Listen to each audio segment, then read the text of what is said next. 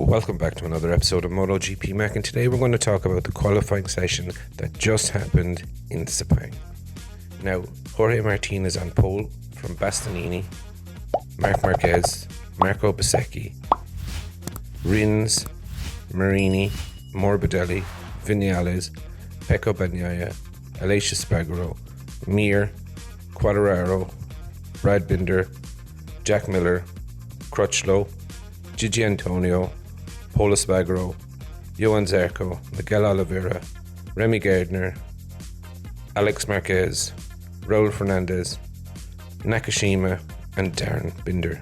Pecco being in Q1, pressure was definitely on him to make sure that he got into Q2 to keep his chances of securing the title this weekend alive, and boy oh boy did he deliver. He was absolutely brilliant. You could see though, with the track temperature, every rider was suffering with front end and rear end sliding all over the place. The track was over 50 degrees Celsius. Marc Marquez also qualified from Q1 into Q2 with a great lap. Now, the first lap he did do the Marquez caravan again, but on his second fastest lap, he actually did it on his own when Miller crashed in front of him.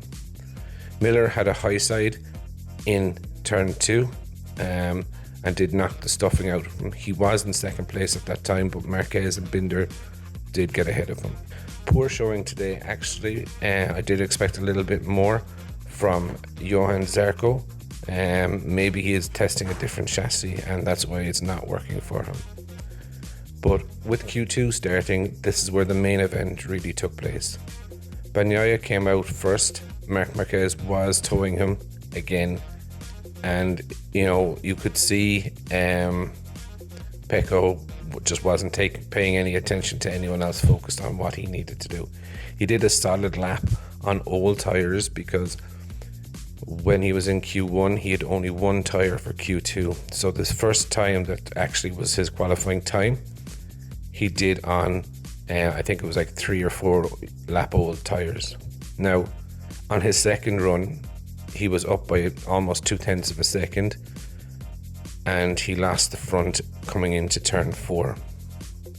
Jorge Martin was absolutely on fire.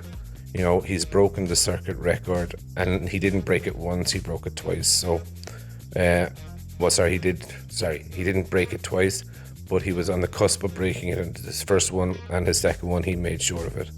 Really strong showing from Bastianini. Marc Marquez actually qualified in third. Again, he didn't actually need to use the caravan this time, which was good showing from him. He did have a crash in FP4 into the last turn, heavy on the brakes. Bezzecchi, great showing from him, solid from Rins and Marini. Big shout out here for Franco Morbidelli, who looks like he does have pace in these conditions. Now, Franco does have a double long lap penalty for getting in the way of Quartararo and Pecco Bagnaia and Marquez. Aleix Espargaro also had a little bit of trouble. Not a great showing from him. Quartararo, he did crash in FP4 and he did hurt the fingers on his left hand. Now, he is in quite a lot of visible pain just putting on the helmet, but if you can imagine this, coming through turn 8 where he had the crash on his last flying lap, he did lose the front again, and that was the end of his qualifying.